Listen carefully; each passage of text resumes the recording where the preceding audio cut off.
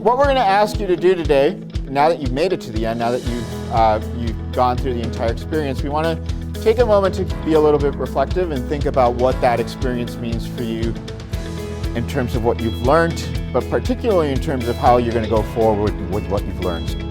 We are responsible for our teams and ourselves. It's also our responsibility to actually manage relationships between our various teammates. When you're planning with your group, it's important to think of what are the potential hiccups you might occur and also have plans on how do you solve these situations. After you have considered your objective and your goals, right, then you start thinking about the risk and reward. You weigh those in together, then you can make a proper decision. I think the lines between designer and engineer is blurred. We have a lot of things in common, and I think it's actually all under the same branch. That's why I drew the tree. An idea is never really tree, or it's never really original because we're always influenced by so many things around us. It comes down to simple things, right?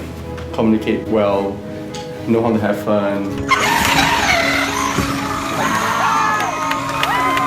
And I think one more important thing that we need to take note of is to how to be a good friend. When you design, you should always design with the user in mind, meaning that when somebody asks you to design something for them, you should always cater to their needs.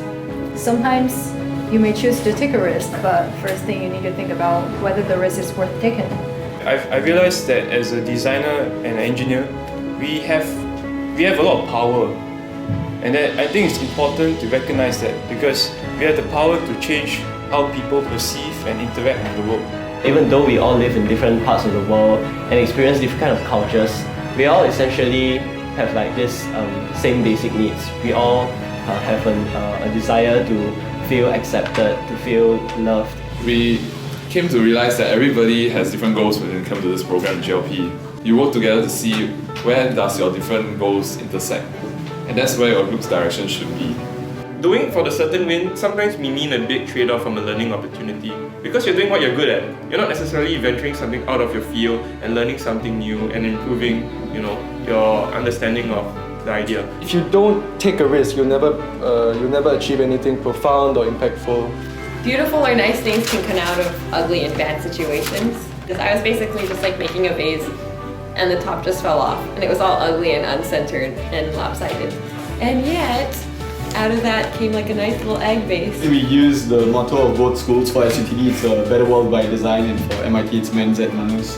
So I think both these statements encapsulate what we believe engineers and designers should do, which is basically live up to the virtues of both schools. So innovation, caring for other people, and making inventions that really challenge conventions and push forth the boundaries of human innovation. Everything we design has influence, and not just the influence of our user, but the influence of our culture and future generations.